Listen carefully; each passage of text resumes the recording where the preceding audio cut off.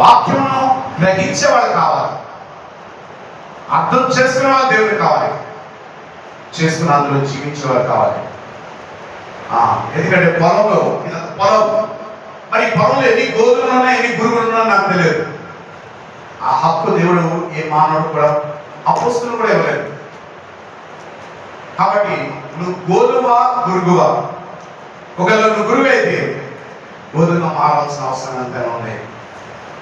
హల్లెలూయా. సరిగ్గా ఉన్నాను అనుకోండి, అంకుల్ మీరు తేడా చేస్తున్నారు, మీరు నేను లేదా సరిగ్గా అనొచ్చు. ఎందుకు ఇలా మాట్లాడతావు అసలు?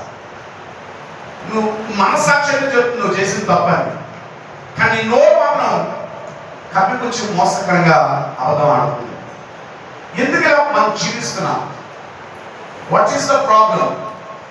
అంటే భూమిది ఏ మత గ్రంథాలు కూడా చెప్పగాని, మరి మీ దగ్గర ఎలాంటి బైబిల్ ఉందో నాకు తెలియదు, కానీ నా బైబిల్ అయితే చాలా స్పష్టంగా దాని పరిష్కారం చూపిస్తుంది, కారణాలు చూపిస్తుంది. హల్లెలూయా. ఈ రోజు యొక్క వాక్యాంశం భావోద్వేగ దుర్గములను పడద్రోయుట. To pull down the strongholds of emotions. నీ జీవితం నాశనం అవడానికి కారణం ఏంటో తెలుసా?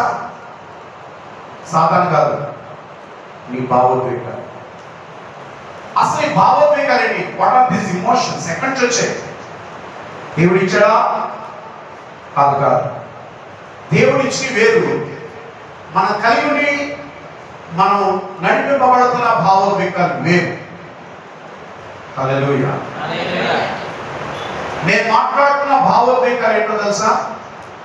సిగ్గు, భయము, కోపము, నిరాశ,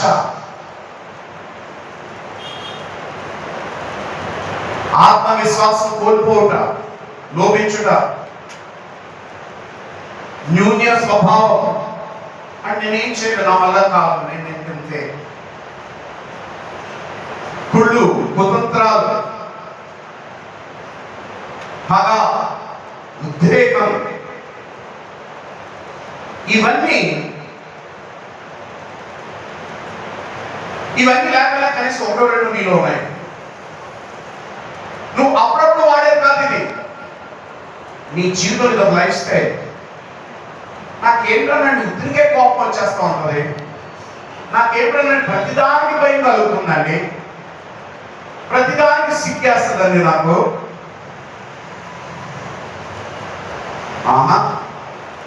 మరి ఎక్కడి నుంచి వచ్చేయండి? హల్లెలూయా. హల్లెలూయా. హల్లెలూయా. హల్లెలూయా. మనం ఏదైతే భావోద్వేగాలు అంటున్నామో, వేటి చేతైతే నీ జీవితం నడిపింపబడుతుందో వీటిని బైబిల్ ప్రకారంగా బందీలు. కోపంలో నీ జీవితం వెళ్తున్నట్టు నువ్వు కోపానికి బందీ. పిరికితనంలో నువ్వు జీవిస్తున్నావంటే నీ పిరికితనానికి నువ్వు బందీ. ఈ బందీ అనే ఈ తత్వం కలిగింది లోకం ఏమని పిలుస్తుంది తెలుసా? ఆత్మీయమైన వ్యసనం ఇది. It's an addiction. ఇదే భావోద్వేగాల్ని, ఈ నెగిటివ్ ఎక్స్పీరియన్సెస్ ని, ఎమోషన్స్ ని నా బైబిల్ పిలుస్తుంది దుర్గములు. వ్యసనంకి దుర్గానికి చాలా తేడా ఉంది. లోకం ఉపయోగించే భాషలో వ్యసనం అంటారు. వీడికి కావాలి వ్యసనం. వ్యసనం అంటే దాసం అయిపోయాడు, మోసం చేయడానికి, మోసం చేసే వ్యసనం వీడికి. హల్లెలూయా. వ్యసనం అంటే ఏంటి అసలు? లోకం అనే వ్యసనం ఏంటి? బైబిల్ అంటున్నా దుర్గం ఏంటి? దుర్గం అంటే దేవుడికి నీకు అడ్డొచ్చింది. ఓకే, నీకు అలా చెప్తారు. దుర్గం అంటే దేవుడు నేను ఎక్కడున్నావు అన్నాడు, ఎలా కూడా అన్నాడు, నువ్వు ఎక్కడున్నావు, ఎలా ఉన్నావు. ఈ రెండింటి మధ్యన అడ్డు భావోద్వేగం అనే దుర్గంలో నిలిచున్నాయి బలముగా. హల్లెలూయా. హల్లెలూయా. నేను మీ అందరికి ఒక ప్రశ్న వేస్తాను, ప్రతి ఒక్కరికి, పిల్లలతో సహా. దేవుడు అందరికి ఒకే మెథడ్ ఇచ్చాడా, వేరువేరుగా ఇచ్చాడా? వేరువేరుగా. ఒకరికి ఎంత ఇచ్చాడా, ఒకరికి ఎంత ఇచ్చాడా? చెప్పండి అందరికి. ఒకే మెదడు. మరి ఎందుకు మన జీవితాలు ఎలా ఉన్నాయి? ఒకరి ఐఏఎస్ చదివినోడు మెదడును నీ మెదడుకి తేడా ఉందా? మాట్లాడరే. మరి ఏంటి ప్రాబ్లం ఏంటి? నువ్వేరికి ఐఏఎస్ అవ్వలే? ఇప్పుడు ఓబేల్ బ్రదర్ అనొచ్చు, నేను ఉద్యోగం చేస్తున్న దేవుడు కృపలో దేవుడు నాకు ఉద్యోగం ఇచ్చాడు, కృపలో పొందుకున్నా కానీ దేవుడిని నమ్మవలసిందో నువ్వు లేవు. ఏమో నా దృష్టిలో ఓబేల్ సెక్యూరిటీ ఉండడానికి ఆ దేవుడు ఏర్పాటు చేస్తుంది. యూనివర్సిటీకి వైస్ ఛాన్సలర్ దేవుడు ఏర్పాటు చేశాడేమో నాకు తెలియదు. షాకింగ్ ఉంటాయి బాబు. కానీ మనం ఏం చేస్తున్నాం? సర్దుకుని మేనేజ్ చేసుకుంటూ దేవుడు నన్ను ఎంత ఆశీర్వదించాడు, ఉద్యోగం ఇచ్చాడు. కానీ దేవుడి ఉద్దేశం ఇద్దాం అంటే దేవుడు ఇంతకంటే ఎక్కువ చేయలేదు నీ చేతిలో. మరి ఎందుకుగా ఉండిపోయాం మనం? కొంతమంది ఉద్యోగాలు ఇప్పటికే పర్యాప్తారు, ఉద్యోగాలు జీవనోపాధి కోసం. కారణం ఏంటి? దేవుడు అసమర్థుడా, శక్తిహీనుడా, చాతకానివాడా? హల్లెలూయా, హల్లెలూయా, హల్లెలూయా. ఎంతమందికి ఈరోజు కావాలి మాట? నువ్వు సరిగ్గా వినాలి, జాగ్రత్త వాక్యం. మనకి ఇక్కడ ఉన్న వారు ఎవ్వరు బోధిస్తున్న సేవకులు సహా దేవుడు నేను ఎక్కడొచ్చాను ఒక్కడు లేరు.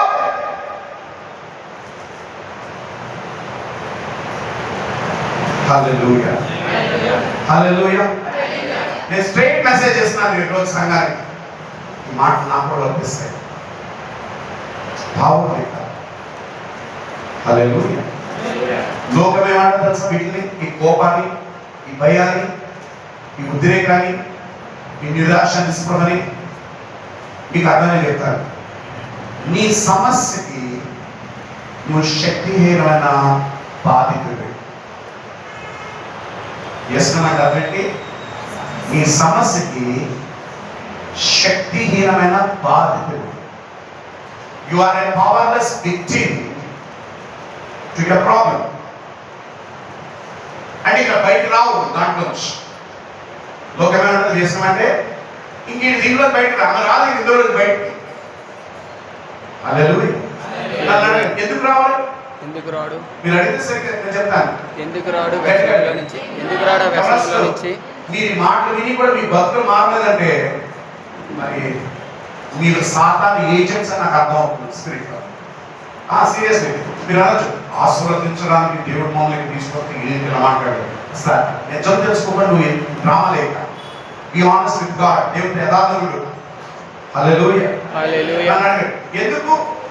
ఎందుకు నా సమస్యకి నేను శక్తిహీనమైన బాధితురాలు ఎందుకు లేను? కారణం ఏంటంటే ఈ సమస్య అంతా నన్ను బట్టి కాదు, ఆడబట్టి వచ్చింది. ఆడలా చేయబట్టే, మా అమ్మ సరి చదివించబట్టే నేను ఉండిపోయాను.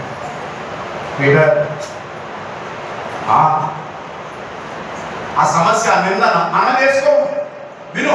ఆ నింద నీ మీద వేసుకోగలిగితే నీ జీవితం బాగుండేది. కానీ నింద ప్రతిసారి పరిస్థితుల మీద, మనుషుల మీద, వారి మీద చేయి చూపించి మనం తప్పించుకోవడానికి ప్రయత్నించాం. ఆ గాయత నలిగిపోతున్నాయి మన జీవితం. అది ఈ రోజుకి నిద్రలేదు, ఈ రోజుకి తిన్నా జరగట్లేదు. పైకి మాత్రం దేవుడు కార్యాలు చేసిన పెదవులతో చెప్తున్నావు, కానీ హృదయంలో మాత్రం ఏ స్థానం లేదు, నీ కుటుంబంలో అంతకంటే లేదు. కారణం బైబిల్ ఏమంటుంది తెలుసా? వినండి.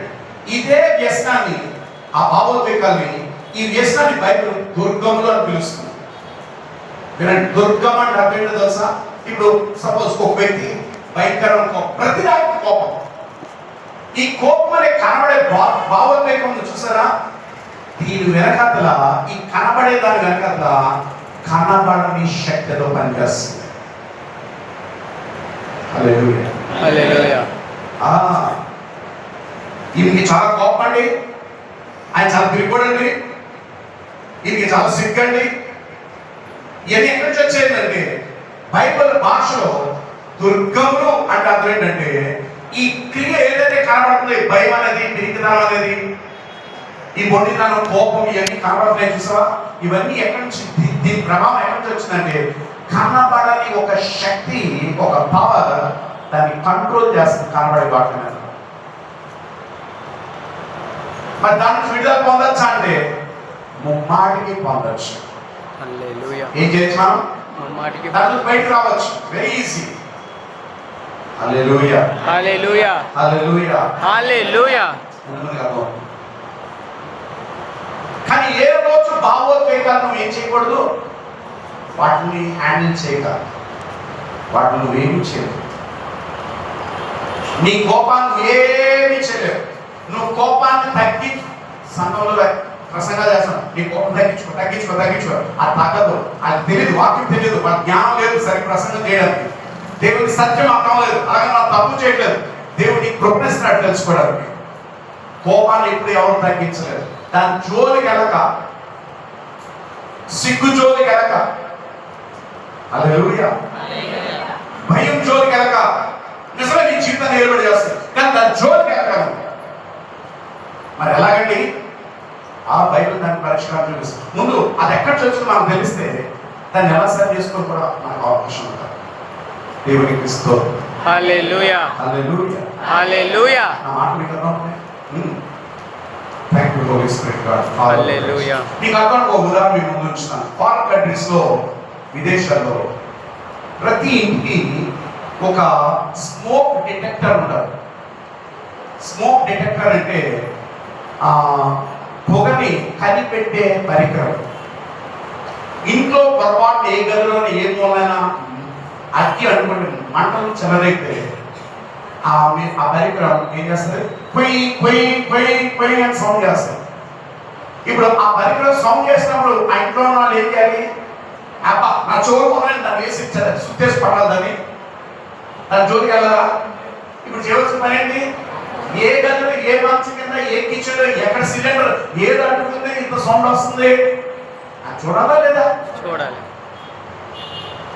కానీ వెళ్ళి దాన్ని పక్కన కొట్టి అబ్బో వెళ్ళిపోతున్నాను అని దాన్ని పక్కన కొట్టి దాన్ని ఆఫ్ చేసిన సౌండ్ని పరిష్కారం అవుతుందా సమస్య? నానాటి ఎక్కువైపోతుంది. అలాగే ఈ పొగ కనిపెట్టే ఈ పరికరం లాగా నీ భావోద్వేగాన్ని హ్యాండిల్ చేయక, నీలో కోపం చెలరేగుతుందంటే నీ ప్రాణంలో, నీ ఆత్మలో రాంగ్ సిగ్నల్స్ పంపిస్తుంది. ఏదో తేడా వచ్చిందట. అంటే మంటలు ఎలాగైతే చెలరేగితే కింగి అంటదో, నీ కోపం, నీ పెరిగితనం, నీ భయము, నీ సిగ్గు, నీ ఉద్రేకం, ఇవన్నీ కూడా దాని కాదు మనం చేపడాల్సింది. ఆ డిటెక్టర్ కాదు మనకు కావాల్సింది. దేనిని బట్టి ఇది పొయ్యి అని మీరు అరుస్తున్నారు, దానికి మూలాల్లో ఆ మాట అభివృద్ధి తెలుసుకోవచ్చు. హల్లెలూయా. దీన్ని చదవగానే ఆశించాలి. హల్లెలూయా, హల్లెలూయా, హల్లెలూయా, హల్లెలూయా. నాకు ఆ ఫిలిప్ అంటే పడదు, ఏ మాత్రం పడదు. అప్పుడు బాగానే ఉన్నాను. ఆ ఫిలిప్ ఎదురు పడగానే చాలు ఊపోతా ఉన్నాను నేను. అయిపో ఇస్తున్నాడు ఫిలిప్ బాగున్నాడా? ఎక్కలేదు ఇంకా. చూసారు మనిషి తత్వం. మళ్ళీ భక్తి కలుగుతాం. హల్లెలూయా, హల్లెలూయా, హల్లెలూయా. నన్ను అంటే దేవుడు ఊరుకోడు. నేను దేవుడికి కనుకుంటుని ముందు నీ కుటుంబీ గది కూడా చూసుకో. దేవుడు చెత్త మాటలు నీ బతికే తినగలేదు. నీ దేవుని దృష్టిలో ఎలా ఉన్నావు చూసుకో. నువ్వు మనుషుల దృష్టిలో కాదు. హల్లెలూయా, హల్లెలూయా, హల్లెలూయా, హల్లెలూయా. ఎంతమందికి తెచ్చుకున్నావు ఉంటాయి? ఇది నా జీవితాన్ని నలిపేస్తుంది, అనంతరొక్కేస్తుందని ఎంతమంది ఒప్పుకుంటారు? ఏదో ఒక భావోద్వేగం నిన్ను అనిచేస్తుంది. నువ్వు ఉండవలసిన స్థితిలో నిన్ను ఉంచలేదు. దేవుడు నేను ఎక్కడ ఉంచాలనుకున్నాడు, నువ్వు అక్కడ లేవు. కాబట్టి శ్రద్ధ వినాలని ప్రభుత్వం నేను కోరుతున్నాను. ఎక్కడి నుంచి వచ్చాయి భావోద్వేగం? నేను బైబిల్ నుంచి వస్తాను. మీకు చాలాసార్లు చెప్తున్నాను. ఆది కాండం మొదటి 3 అధ్యాయాలు మనం సరిగ్గా అర్థం చేసుకుంటే బైబిల్, ఆ 3 అధ్యాయాలు బైబిల్లో మీకు బైబిల్ అంతా క్లియర్గా అర్థమైపోతుంది. మళ్ళీ చెప్తాను, మీకు ఆసక్తి సత్యం తెలుసుకోవాలి. ఆది కాండం మొదటి 3 అధ్యాయాలు క్షుణ్ణంగా నీకు అర్థమైతే బైబిల్ ఈజీగా అర్థం చేసుకోవచ్చు. హల్లెలూయా, హల్లెలూయా. ఈరోజు నేను చాలా మీకు అర్థమైన గారు లో లెవెల్ తీసుకొచ్చి నేను బోధిస్తాను. ఈ హై సబ్జెక్ట్.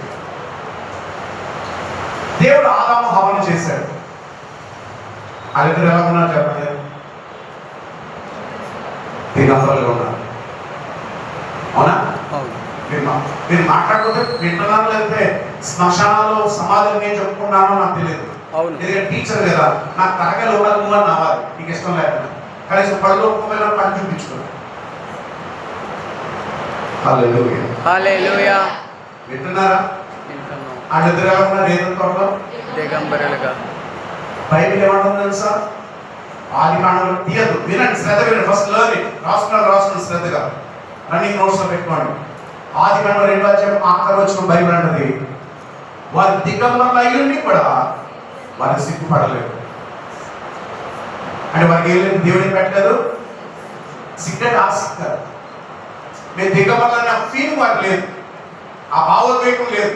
ఫస్ట్ హల్లెలూయా. 3వ అధ్యాయం వచ్చేసరికి వాడంటే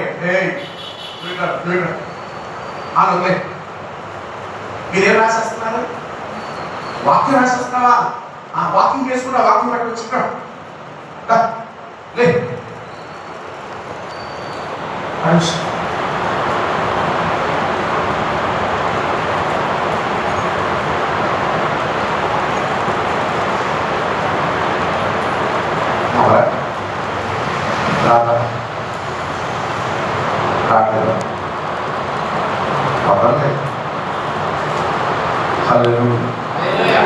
హల్లెలూయా. హల్లెలూయా. 3వ అధ్యాయంలో వచ్చేసరికి దేవుని మీద తిరుగుబాటు చేసిన లూసిఫర్ సాతానుగా సర్పంలో ప్రవేశించి హవ్వని శోధించాడు. వాళ్ళు ఉన్నదే పాపం స్వభావం. ఎందుకంటే దేవుని మీద తిరుగుబాటు, దేవుని వాక్యం విని పాటించుకోవడమే పాపం. వాడి ప్రభావం తీసుకొచ్చి హవ్వ మీద ఉంచాడు. ఆ ప్రభావం ఏం చేసిందంటే దేవుడికి చెప్పిన మాట వ్యతిరేకంగా వెళ్ళేలా చేసింది. తినకూడని పండ్లు వారు తిన్నారు. బైబిల్ అంటుంది 7వ వచనంలో, వారు కన్నులు తెరవబడెను, వారు దిగంబరులని గ్రహించి అంజూరు ఆకులు తీసుకుని వాటిని కుట్టుకొని వారి సిగ్గు కలిగించే భాగాల్ని కచ్చడమలుగా కప్పుకున్నారు. సిగ్గుపడ్డారా లేదా? వినండి, మన భావోద్వేగాలకి మొదటి మూలం ఎక్కడుందో తెలుసా? పాపం.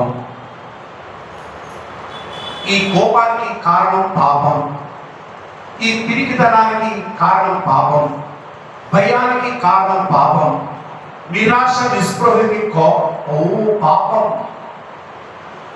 మరి అక్కడ కాకలే ఇప్పుడు చెప్పండి, దేవుడు సిగ్గు పెట్టాడు వాళ్ళు? నేను మాట్లాడితే బాగుంటుంది లేదు. హల్లెలూయా. హల్లెలూయా. హల్లెలూయా. హల్లెలూయా. దేవుడు సిగ్గుపెట్టాడా? లేదు. లేదు. దేవుడు ఆహ్లాదకరంగా ఉన్నారు. కానీ దేవుని మాట విన్నందుకు, పాపంలో పడిపోయినందుకు వారి కన్నులు తెరవబడి వారి దిగం సిగ్గు అనేది వారికి అర్థమైంది. ఫస్ట్ అక్కడికి అయిపోయింది. 10వ వచనం దగ్గర వచ్చేసరికి దేవుడు ప్రతి చల్లటి వేళ వచ్చినట్లు ఆ చల్లటి వేళ వచ్చాడు. ఆయన స్వరం విని ఇద్దరు పారిపోయి ఉప్పల చోట దాక్కున్నాడు. దేవుడు అనుకున్నాడు, నాకు ఎదురు వచ్చేస్తారు వీళ్ళెద్దరు, ఎప్పుడు అలవాటు కదా అని. దేవుడికి తెలియదు తెలుసు, మాస్టర్ మైండ్ అయింది. అందుకే ఆల్రెడీ ఆ చల్లటి వేళ స్వరంగా వచ్చిన వాడు ఎవడు? యేసే. హల్లెలూయా. హల్లెలూయా. హల్లెలూయా. ఆదమా ఎక్కడున్నా? ప్రభు ఎక్కడ మాట్లాడలేదు. ఇప్పుడు అది చేసిన ఆదమా పాపంలో పడిపోయారు. ప్రభు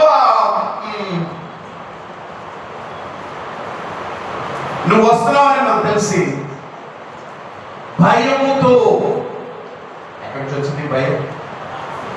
బైబిల్ ఫస్ట్ టైం చెప్తుంది భయం. చూడండి, మానవ చరిత్రలో మొదటిసారి మానవుడికి భయం ఎక్కడి నుంచి కలిగిందని ఏ గ్రంథాలు చెప్పలేదు, కానీ బైబిల్ మొదటిసారి చెప్పింది భయము పాపంతో చుట్టుకొచ్చింది.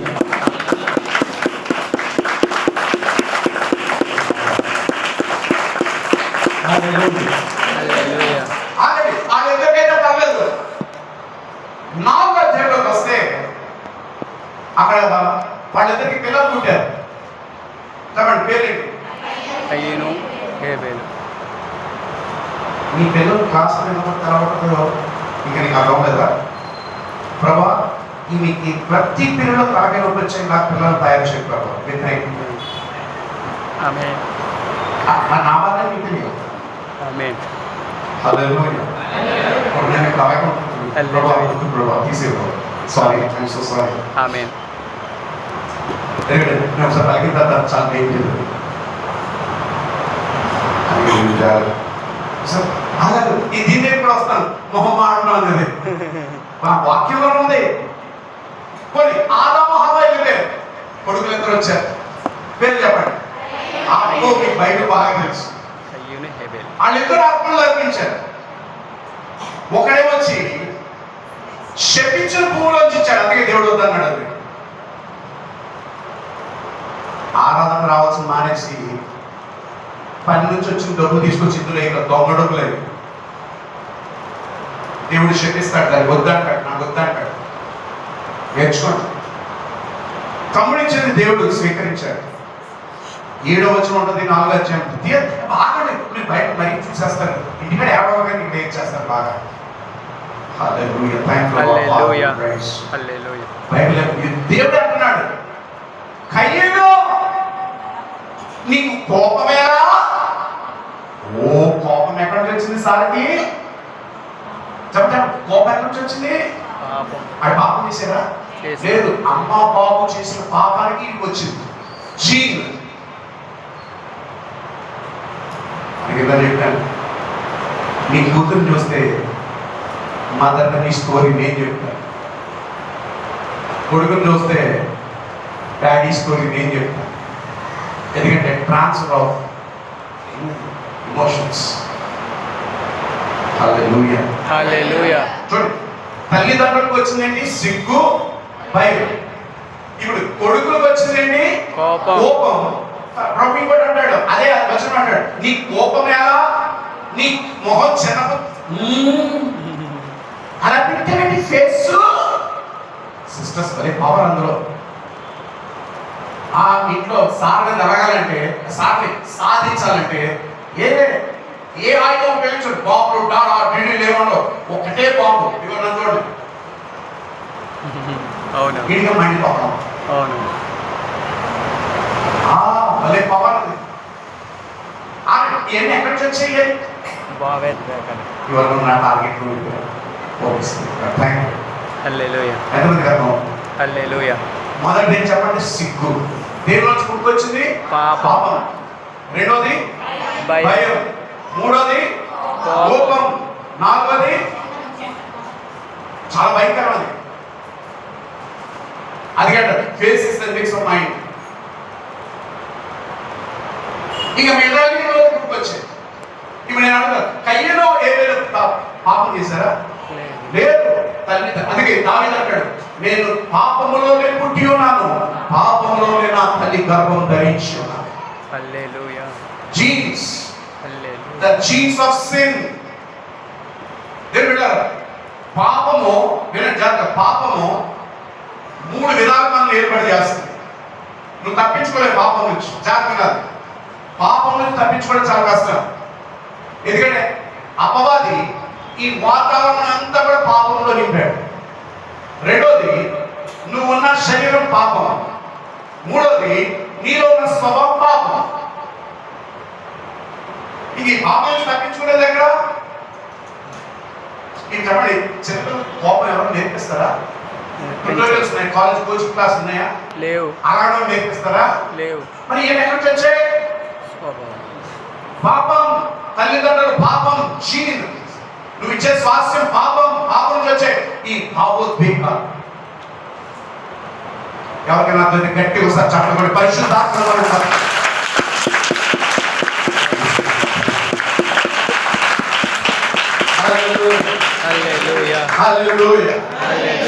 ఇప్పుడు నా ప్రశ్న, ఏ భావోద్వేగం అనే దుర్గం కింద నీ జీవితం నలిగిపోతుంది, విలువైన భవిష్యత్? నేను ఒక ప్రశ్న అడుగుతాను ఇక్కడ సంఘానికి. ఇక్కడ కూర్చుని యవనస్తులు నిజంగా ఐఏఎస్ కొట్టలేరా? కొట్టగలరు. ఐఐటి కొట్టలేరా? కొట్టగలరు.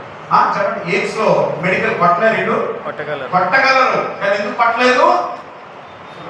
భావోద్వేగం భావోద్వేగాలు ఏలుబడి చేస్తున్నాయి జీవితంలో. మేము చేయలేము, మా వల్ల కాదు. ప్రతి ఒక్కరిని ఆశీర్వదించబడాలి దేవుడికి చెప్తాను. దేవుడు నేను తలగా ఉంచాలనుకున్నాడు, నేను తోకగా ఉంచాలనుకోలేదు. నిన్ను పైవాడిగా చేయాలనుకున్నాడు, నేను కిందవాడిగా చేయడం ఆయన ఉద్దేశం కాదు. ఈ మాట వినడానికి ఎవరు పీపుల్ ఈ పట్టుకొని కూడా మీ బతుకులు మార్చలేదంటే నీకు దండాలు ఎట్టి ఫోటోలు బస్ స్టాండ్లో పెట్టాలి. ఇంత లోతైన వాక్యం విని కూడా మీరు మార్చుకోవడానికి ఇస్తారు. మీరు మారడం ఈజీ కాదు సుమా, అది కూడా వినండి ఈరోజు. ఎంతమందికి ఈరోజు ఆశీర్వాదకరంగా ఉన్నాయి మాటలు మీరు మార్చుకుంటే చాలా అద్భుతం. ఎవరు లేదు, ప్రతి వారు ఏదో ఒక భావోద్వేగమైన దుర్గం కింద నలిగిపోతున్నాయి జీవితాలు. You are not in the place where God wanted you to be. అలాగే నువ్వు ఎక్కడున్నావు, నేను ఎక్కడొచ్చాను, నువ్వు ఎక్కడున్నావు అయ్యా బాబు. ఇదే సంఘంలో ఉన్న ప్రతి వారి పరిస్థితి. ఎవరి మీద హాని కాదు. ఈ భావోద్వేగాలకు కారణం ఏంటి? చూడు, ఈ భావోద్వేగాలే మీ చుట్టూ శత్రువులు ఉండేలా చేస్తున్నాయి. మీ శరీరంలో రోగాలు ఉండడానికి కారణం ఆ భావోద్వేగాలే. మీ పరిస్థితులు తగలగా ఉండడానికి కారణం ఈ భావోద్వేగాలు. సాతాను పెద్ద జోగరాడు. హల్లెలూయా, హల్లెలూయా, హల్లెలూయా. ఆ మాట మీకు అర్థం రేపగా విన్నా తెలుస్తావు. వినండి, మొదటి మూలం ఎక్కడో చెప్పండి. ఈ భావోద్వేగాలు మన జీవితాన్ని నలిపేయడానికి, తీసుకెళ్ళడానికి, త్రొక్కేయడానికి, అణిచేయడానికి కారణం ఎక్కడ ఉంది? పాపంలో ఉంది. ఈ పాపం అనేది లోకంలో ఈ గాలి చూడు, గాలే పాపం. ఎందుకంటే అపవాదం ఏర్పడి మీరు ఎప్పుడైనా విన్నారా? ఈయన చాలా పద్ధతిగా తింటాడండి, లిమిట్గా తింటాడు, టైంకి తింటాడు, చక్కగా తింటాడు, ఏది తప్పే చాలా చక్కగా ఉంటాడండి. ఇంకేంటంటే క్యాన్సర్ వచ్చేసింది. హలో సంగమా, ఒకడు గుర్తుంచుకో, నువ్వు తింటున్న ఆహారం అంతా ఆదాము పాపం చేసినప్పుడు దేవుడు శపించిన నేల నుంచి వచ్చేది నువ్వు తింటున్నావు.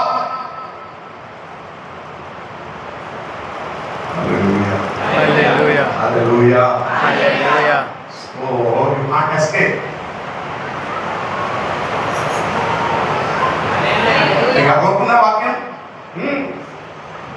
నేను చాలా డిఫరెంట్గా తీసుకెళ్తున్నాను మెసేజ్ని. మీ మనసులకు ఎక్కాలి ఈ వాక్యం అని నా ప్రయత్నం అంతా మిమ్మల్ని యేసు దగ్గరికి తీసుకురావాలి. హల్లెలూయా, హల్లెలూయా, హల్లెలూయా. మొదటి కారణం ఏంటి చెప్పండి? భావోద్వేగాలకి, పాపం. నా నాశనానికి కారణం అంతా ఎవరో తెలుసా? మీ మమ్మీ డాడీ కాదు, మీ పరిస్థితులు కాదు, నీలో ఏర్పడి చేసుకున్న పాపం బట్టి వచ్చిన భావోద్వేగం. రెండోది మర్చిపోలేని తత్వం. ఏంటది?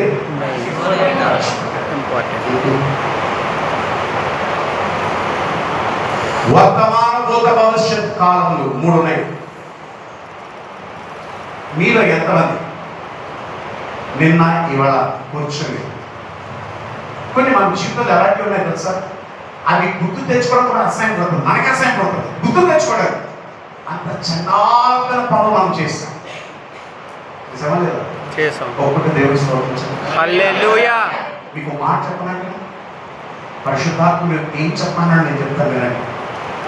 ఇక్కడ 1, 2, 3, 4, 5, 6, 7, 8 ఇన్ని వీళ్ళంతా ఎక్కడ తెలుసా? ఇవన్నీ పాపపు బస్తాలు. These are sacks of sin. అదే బ్రదర్ కొద్దిగా జాగ్రత్త బ్రదర్ అంటే నాకే చూడలేదు. కారణం ఏంటో సార్ విమర్శ అవడానికి అప్పం. నీలో తగ్గిపోతే నువ్వు పాపిగానే గ్రహిస్తావు. నీకు రక్షణ దేని నుంచి వస్తుంది తెలుసా? యేసు ప్రభువుని నమ్ముకున్నది రాదు, తగ్గించుకున్నాను.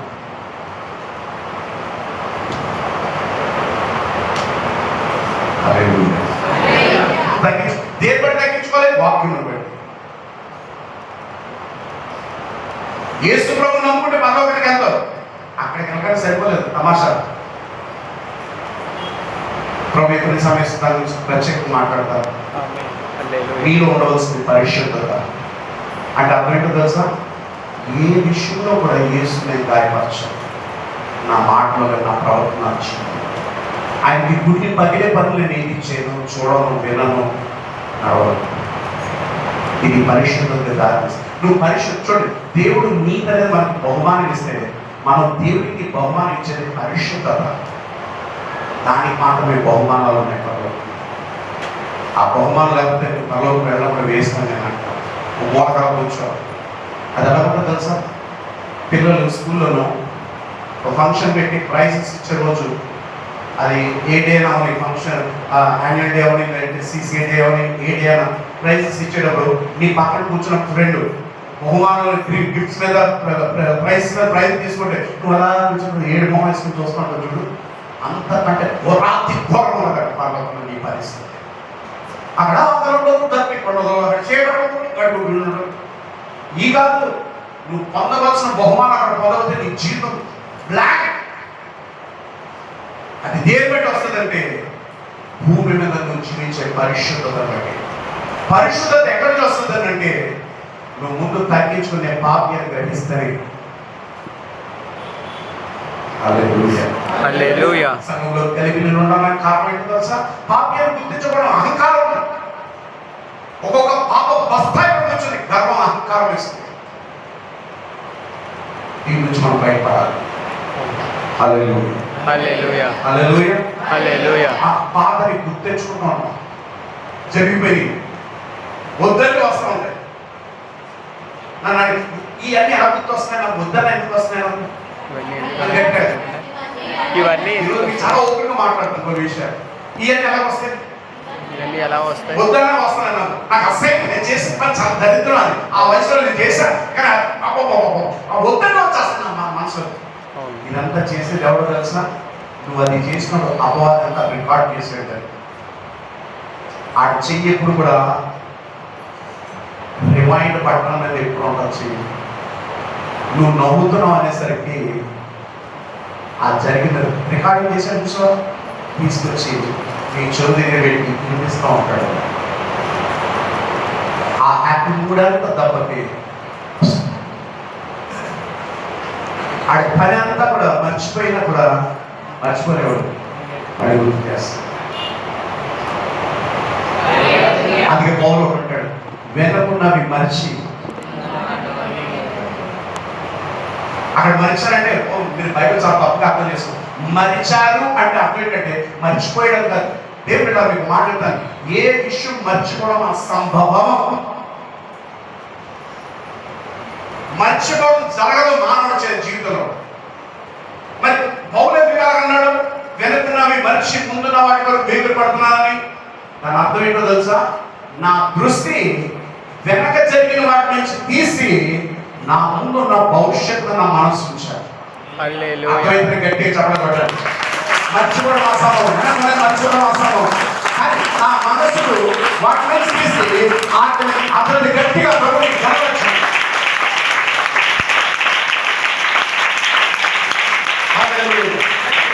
హల్లెలూయా, హల్లెలూయా.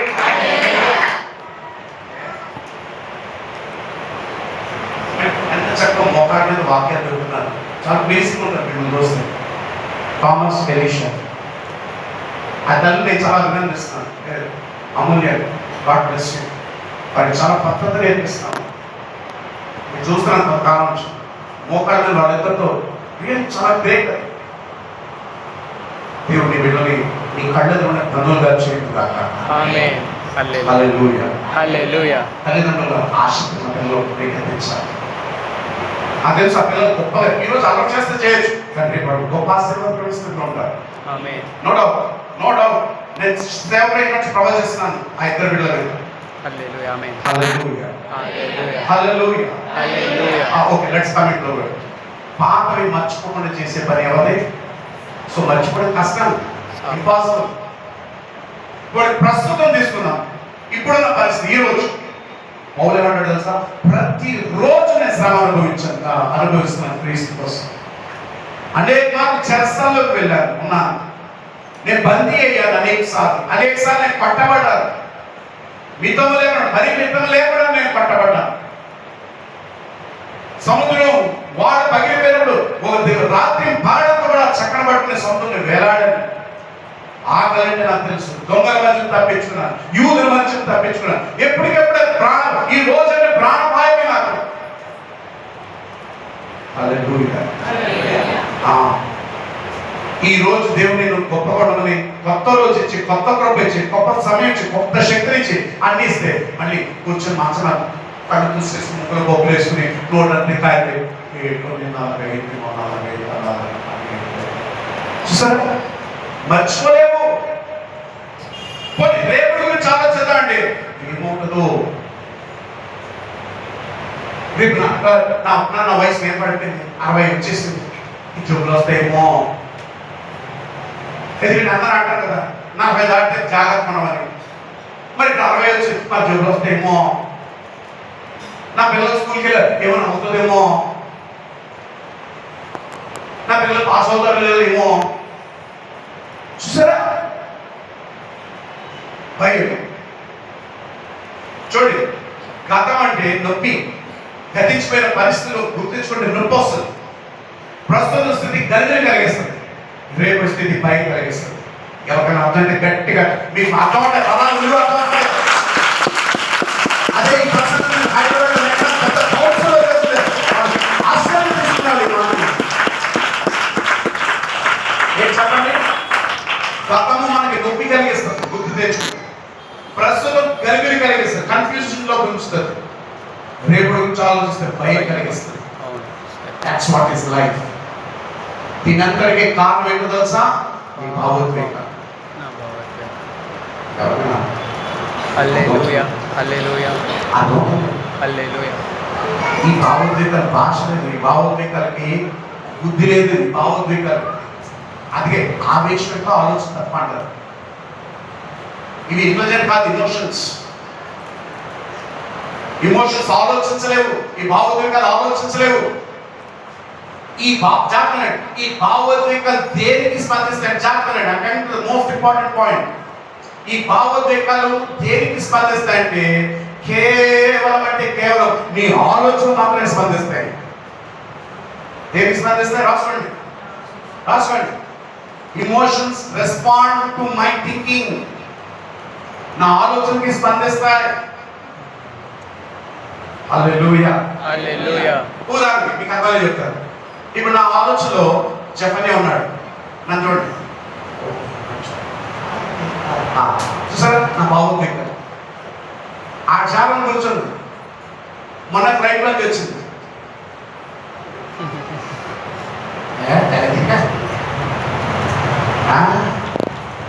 ఫీలింగ్, నా ఫేస్ చూడండి, నా ఫీలింగ్స్ కుళ్ళు పైకి మాత్రం దేవుని నాకు ఆశ్రయించాడు, లోన్ మాత్రం కంపు అని బాగుపడిపోతున్నారు.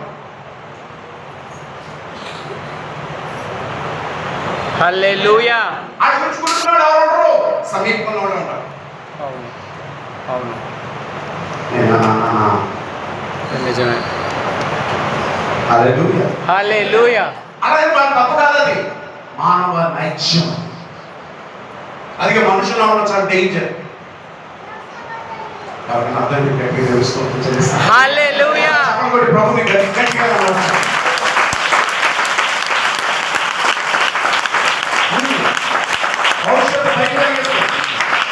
ఈరోజు కలిగి నన్ను ఆలోచిస్తే నొప్పి, బాధ మర్చిపోవడం కష్టం. హల్లెలూయా, హల్లెలూయా. ఇప్పుడు నన్ను అడగండి, మొదటిది పాపం మూలమను, ఇప్పుడు మర్చిపోవడం రెండో మూలమను, నా మర్చిపోలేనితనం రెండో మూలమను. మరి ఏం చేయాలి? ఏం చేయాలండి? మీకు పరిష్కారం కావాలి. పొరపాటు కూడా భావోద్వేగాన్ని సరి చేసుకోవడానికి ఇష్టపడక అది చేయలేదు. ఏం చేయలేదు? సరి చేసుకోలేదు. మరి ఏం చేయాలి? ఎందుకంటే పాపం నుంచి పుట్టుకొచ్చి అక్కడ నువ్వు టచ్ చేస్తావా, నేను నీకు ప్రోగ్రెస్. బ్రదర్, మీ కోపం అయిపోయింది, తగ్గించుకోండి అంటే మీకు ఒక సలహా ఇస్తాను, మీరు పని చేయొచ్చు. ఆ సలహా ఇచ్చినప్పుడు నేను కదా ఫ్రెష్గా మీ రోడ్డు మీద పేడ తీసుకున్న మొహమ్మద్ కొడుకు. హల్లెలూయా. కోపం తగ్గించుకోవడం అసంభవం.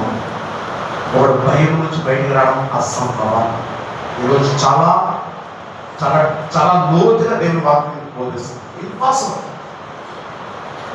మరి ఎలా దీని నుంచి బయటపడాలి? మరి ఎలా దీని నుంచి బయటపడటం? బాగా ఏడ్చారు.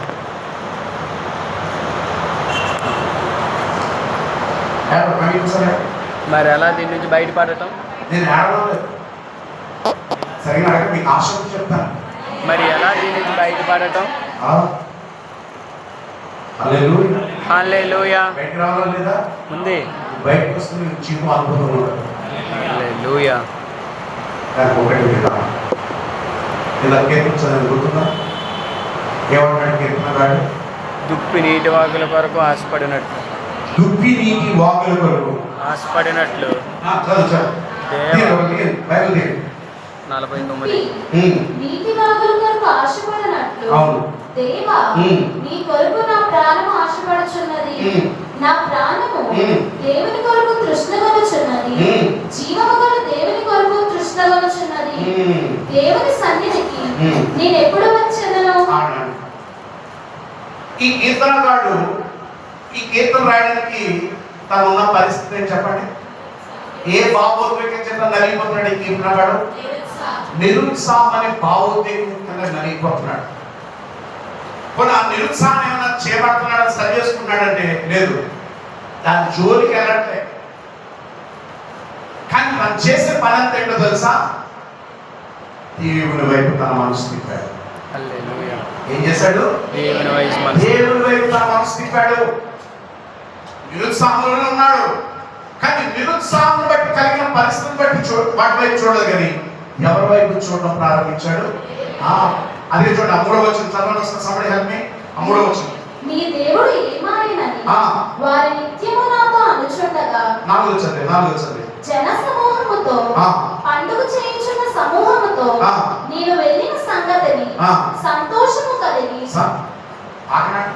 ఈ కీర్తనగాడు దేంట్లో ఉన్నాడు? ఇప్పుడు నిరుత్సాహంలో ఉండి ఇప్పుడు దేవుని సన్నిధి కలిపి ఏం కలుగుతుంది దానికి? సంతోషం.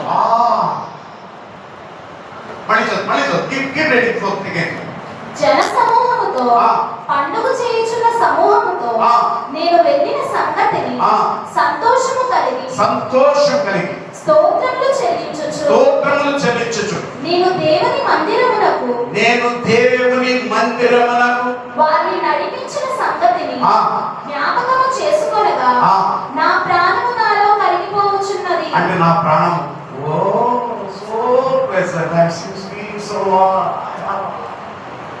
హల్లెలూయా. నా మాట మీకు అర్థమవుతుందా? నువ్వు కోపం చేత నీ జీవితం పాడు చేసుకుంటున్నావా? దాని జోలికి వెళ్ళక దాని మీద నీ మనసు కూడా ఉంచుగా. దాని అలాగొని నీ మనసు ఇప్పుడు ఎవరి మీద ఉంచాలి? చూడండి, పిరిపోలే కదా, భయపడ్డా లేదా? భయపడ్డాడు. కానీ యేసుని తన మనసు ఉంచినప్పుడు ఆ పిరిపోడే యేసు కొరకు ధైర్యంగా నిలబడ్డాడు. హల్లెలూయా. సౌలు సంఘాన్ని హింసించాడా లేదా? హింసించాడు. క్రీస్తు నమ్మినందుకు చంపాడా లేదా? చంపాడు. ఆ సౌలు యేసుపై తన మనసు తిప్పినప్పుడు తనను చంపుతున్నా కూడా తగ్గించుకొని క్రీస్తు కొరకు నిలబడగలిగాడు.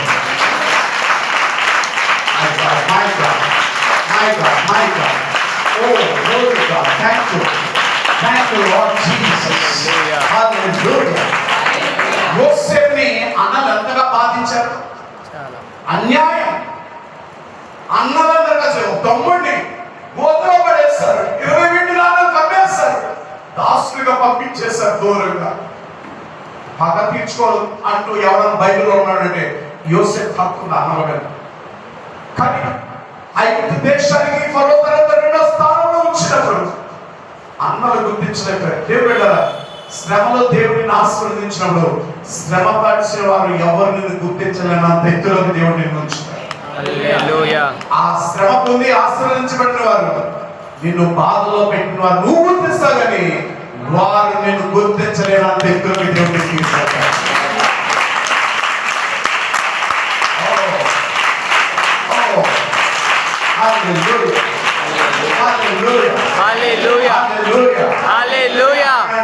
యోసేపు ఇద్దరు కుమారులు ఉన్నారు.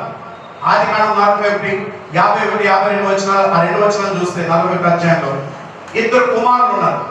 మొదటి వాడి పేరు మనష్షే. చెప్పండి, మనష్షే. మనష్షే. మనష్షే ఎందుకు పేరు పెట్టాడు తెలుసా? తన జ్యేష్ఠ కుమారుడికి. కారణం ఏంటంటే దేవుడు నా శ్రమని మర్చిపోయేలా చేశాడు. ఏం చేశాడు? నేను పడిన కష్టాలన్నీ, బాధలన్నీ, నిందలు, అవమానాలని, నేను పడిన అద్భుత అనుభవం, నా చెరసాలు, పోతే పరీక్షలు, వీటిలోంచి అన్నిటి నుంచి దేవుడు నన్ను ఏం చేశాడు? మర్చిపోవడం. మళ్ళీ మర్చిపోవడం కాదు. ఇక ఏం చేశాడు? నా దృష్టిని నా బాధల, కష్టాలు, దుఃఖం నుంచి తీసుకెళ్ళి నాకు ఇచ్చిన కుమారుడి మీద ఉంచి ఆనందం కలిగేలాగా దేవుడు నాకు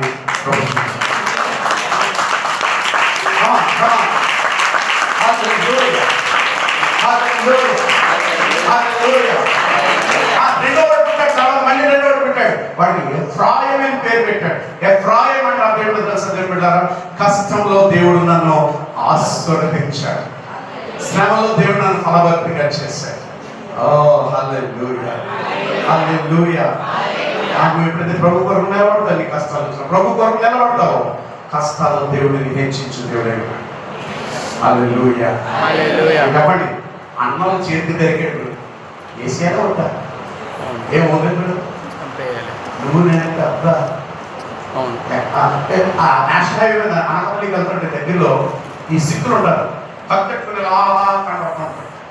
చూసారు ఎట్లా? మీరు చూసాం, అమ్ముతూ ఉంటారు. నేను ముందు ఈ కట్టెట్టుకుని వస్తుంది తర్వాత అనుకుంటున్నాడు బాబు, ఆ కత్తులు దొరికితేనా యూసేస్తామని ఉంటేనా ఒక్కొక్కటి కాకాయలు వేపిస్తాడు నాకు మూడేళ్ళ నుంచి. కానీ యూసేఫ్ ఏం చేశాడు చెప్పండి? అగతించుకోవాల్సిన స్థానంలో ప్రేమ అందరినీ బయట పంపించేశాడు, అన్నను పంపించాడు. I love that scene, so wonderful. I love it. అక్కడికి దిగొచ్చాడు.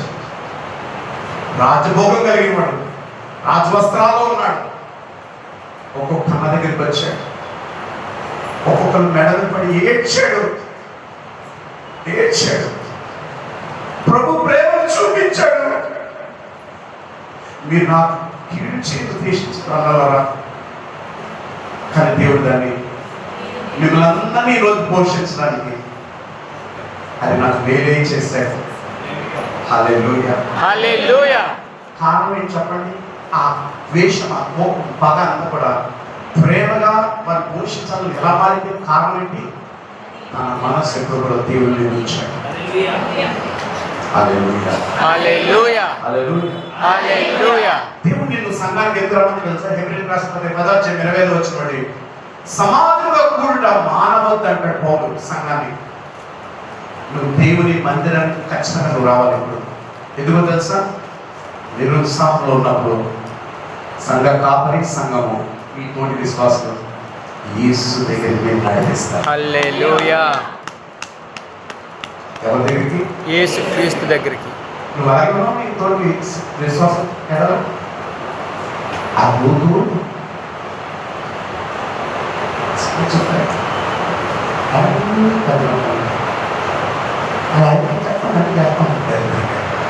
తెలుసా? ఒకరి ఎడలో ఒకరు సక్రియం కలిగి, ప్రేమ కలిగి, ఒకరినొకరు హెచ్చరించుకుంటూ, బలపరుచుకుంటూ ప్రభు వైపు నడిపించే సహాసం మన సంఘం అలాగే ఉందా? వెళ్ళిపోతావు. ఎందుకంటే యేసునామే బట్టి ఆయన చేసిన మహా అజ్ఞానం బట్టి నువ్వు వెళ్తావు. కానీ నీ అజ్ఞానం బట్టి ఏమి పొందుకోవాలి? ఆయన యజ్ఞం బట్టి పరలోకం కదా, నీ అజ్ఞానం బట్టి ఏమి పొందుకోవాలి? జాగ్రత్త. హల్లెలూయా, హల్లెలూయా. మీ దగ్గరికి ఎవరికి వచ్చినా లేదు, ఎవరికి వచ్చారు మాట్లాడు. జాగ్రత్త. ఎలా పడితే నోట్కి వచ్చి మాట్లాడతారు. మీ పిల్లల జీవితాన్ని దేవుడు చీల్చేస్తాడో, వారి కుటుంబాలు మొక్కలు చేసి పడేస్తాడో. ఎందుకంటే ఏమి విత్తుతావు అదే పోస్తావు. భయం లేదా? ఏ నా సహోదరి, నీకు భయం లేదా? నోటికి ఎంత వస్తుందో మాట్లాడతావు. సంఘం దేవుడు ఇచ్చిన దేనికి? ప్రభు వైపు నడిపించాడు. హల్లెలూయా. ఒకే ఒక మాట నేను చెప్పిస్తానే. ఐగుప్తు దేశం నుంచి ఇశ్రాయేలు అరణ్యంలో ప్రయాణం చేస్తున్నారు. ఎక్కడికి వెళ్ళడానికి? ఆశీర్వాదంలోకి వెళ్ళాలి, వాగ్దానం చూపారు. ఈ లోపల కొంతమంది ఒక సమాచారం పట్టుకొచ్చారు కానాన్ దేశం నుంచి. వాళ్ళు మేము అన్నారు లేదా, అవి విన్నవాళ్ళు ఉన్నారు కదా, ఆ రిపోర్ట్లు విన్నారా? అన్నారు. కానీ కొంతమంది మాత్రం, అది కూడా ఇద్దరే, యెహోషువ కాలేబు మాత్రం దేవుడు అన్న మాటలు పట్టుకున్నారు. రిపోర్ట్ తెచ్చిన వాళ్ళు మాటలు అందరూ పట్టుకున్నారు. మనుషుల మాటని ఆధారం చేసుకున్న అందరినీ దేవుడు పిట్టలు రాలినట్టు అరణ్యంలో రాల్పేశాడు. మనుషుల మాటలు నన్ను అన్నా, నేను గుడికి రాను, నేను లోపల గొడవ, అంత పేరు పాపం, ఎంత మర్చిపోలేకపోతున్నావు నీ పరిస్థితులు, అంత భయమా? హల్లెలూయా, హల్లెలూయా, హల్లెలూయా. నువ్వు ఏదైనా చెప్పు, ఎవరినైనా గురించి చెప్పు, ఆ గురించి నాకు చెప్పక, నాకు చెప్పక, నాకు ఇంకా చదువు వస్తుందండి. హల్లెలూయా, హల్లెలూయా. నీకు ప్రభు వైపు చూసే మనస్సు ఉంటే ప్రాక్టీస్ చేయండి, ట్రై చేయండి. నీకు కోపం వచ్చినట్టు, ఉద్రేకం వచ్చినట్టు, నిరాశ వచ్చినట్టు, ఆత్మవిశ్వాసం కోల్పోయినప్పుడు, దానికి దాసోహం అవుతా, బందీ అవుతా, ఆ సమయంలోనే యేసు వైపు నుంచి ఎలా చూడాలి? స్తుతించు, పాడపాడు, వాక్యం చదువుకోలేదండి, లేదంటే ప్రభు గురించి ధ్యానం చేయి, నీ మనసు ఆయన వైపు తిప్పు. హల్లెలూయా, హల్లెలూయా, హల్లెలూయా, హల్లెలూయా. ఆయన నీ కోపాన్ని సమాధానంగా మారుస్తాడు, నీ పిచ్చితనాన్ని ధైర్యంగా మారుస్తాడు, ఆమేన్. నీ దిగుల్ని సమాధానం ఆశీర్వాదంగా మారుస్తాడు, ఆమేన్, నీ శక్తిని ఘనతగా మారుస్తాడు. ఆమేన్.